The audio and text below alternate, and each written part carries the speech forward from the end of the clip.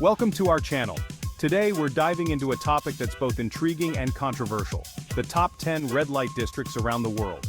From the canals of Amsterdam to the bustling streets of Bangkok, we're going on a global journey to explore the history, culture, and realities of these red light districts.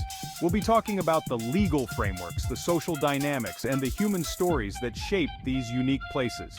So buckle up, grab your virtual passport, and get ready for an eye-opening adventure as we delve into the fascinating world of red light districts. Amsterdam, canals, bikes, and the infamous De Wallen. This is the heart of Amsterdam's red light district, a place that's been attracting tourists and sparking debate for centuries. What's it like to walk these narrow streets past the iconic red-lit windows? It's a sensory overload. You've got the canals reflecting the city lights, the smell of weed wafting from coffee shops, and a constant hum of activity. Prostitution is actually legal in the Netherlands, and De Wallen operates within a specific set of regulations. You'll see sex workers standing in windows, advertising their services. It's direct, it's in your face, and it's definitely not for everyone. But beyond the red lights, there's another side to De Wallen. You'll find historic buildings, cozy pubs, and even a beautiful old church. The city is trying to find a balance, preserving the area's history while addressing the social challenges. Next stop, Hamburg, Germany. We're on the Reeperbahn, a street that pulsates with energy after dark. They call it the Sinful Mile, and for good reason. This is where you come to experience Hamburg's wild side. Think neon lights, thumping music, and a constant flow of people looking for a good time. It's a mix of locals and tourists, all drawn to the Reeperbahn's electric atmosphere. You'll find everything here from traditional German pubs to swanky cocktail bars, sex shops to live music venues.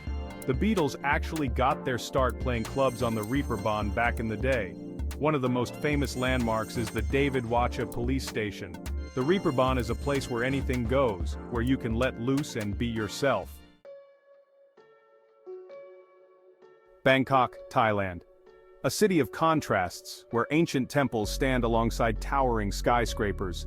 And then there's Patpong, a notorious red light district that's both alluring and unsettling. Imagine walking down a narrow street, neon signs flashing overhead, the air thick with the scent of street food and something else you can't quite place. That's Patpong. This is where you'll find go-go bars, ping pong shows, and a whole lot of things you probably wouldn't want to explain to your grandma. But Patpong is also a bustling market during the day, selling everything from souvenirs to knockoff designer goods. The Thai government has been trying to crack down on prostitution in recent years, but it's still a major part of Patpong's identity. It's a complex issue with no easy answers. Chapter 4, Kabukicho, Tokyo's Electric City. Tokyo, Japan, a city of futuristic technology and ancient traditions. And then there's Kabukicho, a neon-drenched district that feels like it was plucked straight out of a cyberpunk movie. This is Tokyo's entertainment district, a place where the night comes alive with flashing lights, booming music, and a dizzying array of options. Kabukicho is famous for its host and hostess clubs, where customers pay for the company of charming and attentive men or women. It's a unique aspect of Japanese culture, where conversation and companionship are the main attractions.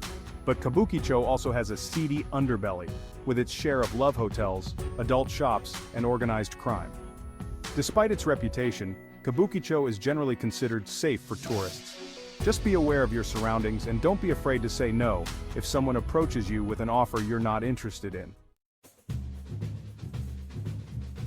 Chapter 5, Soi Cowboy, Bangkok's Neon Alley. Back to Bangkok, but this time we're hitting up Soi Cowboy, a red light district that's like Patpong's more in-your-face cousin. Imagine a narrow alleyway, barely wide enough for two people to walk side by side. Now imagine that alleyway is lined with go-go bars, each one vying for your attention with blaring music and scantily clad dancers. That's Soi Cowboy. It's named after a cowboy hat-wearing African-American man who opened the first bar here back in the 1970s.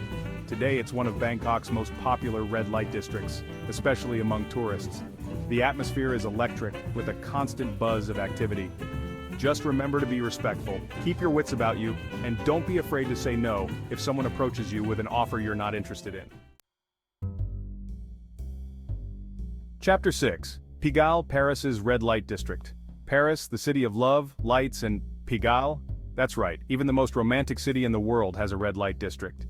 Pigalle is located in the 9th arrondissement, and it's been a center of bohemian life and adult entertainment for over a century.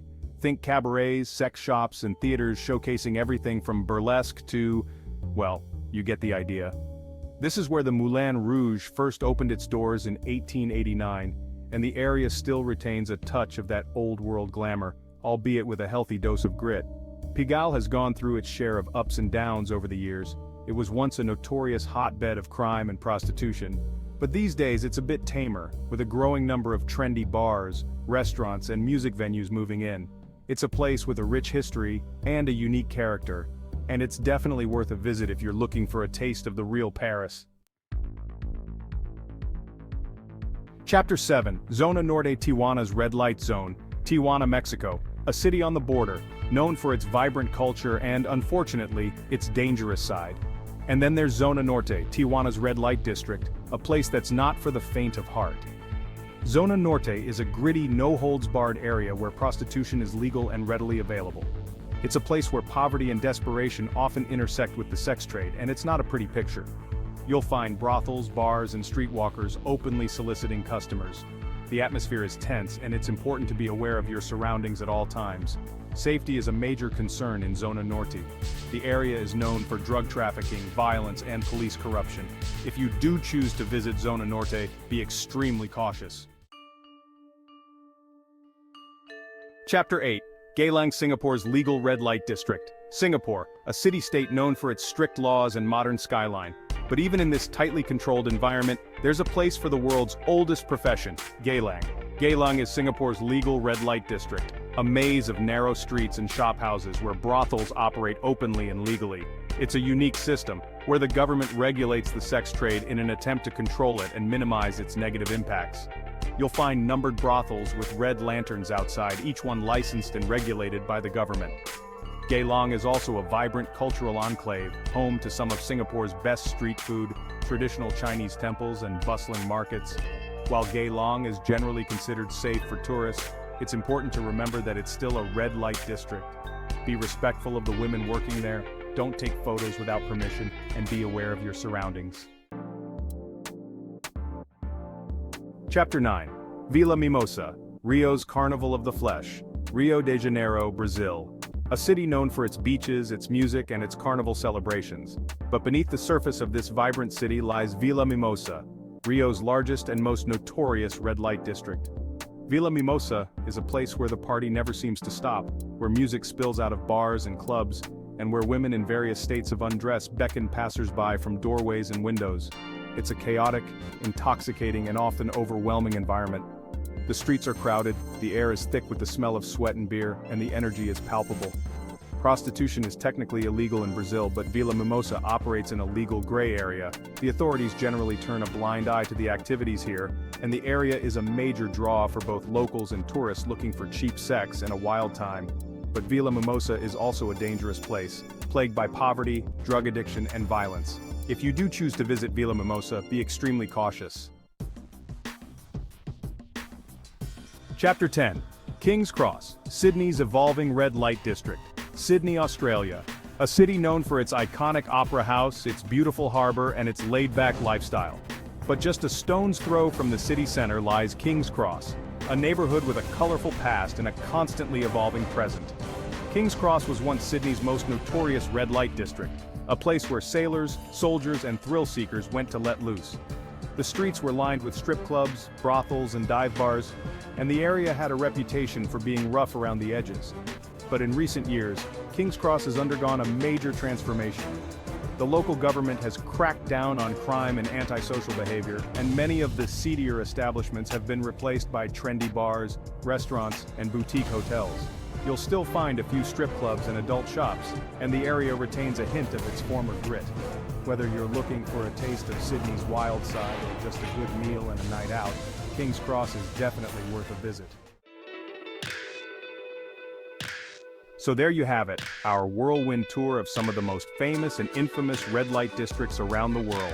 From the legal prostitution of Amsterdam's Wallen to the gritty realities of Tijuana's Zona Norte, we've explored the diverse faces of the sex trade and the complex social, economic, and cultural factors that contribute to its existence. Thanks for watching. If you found this video interesting, don't forget to like, comment, and subscribe for more content like this. See you in the next video.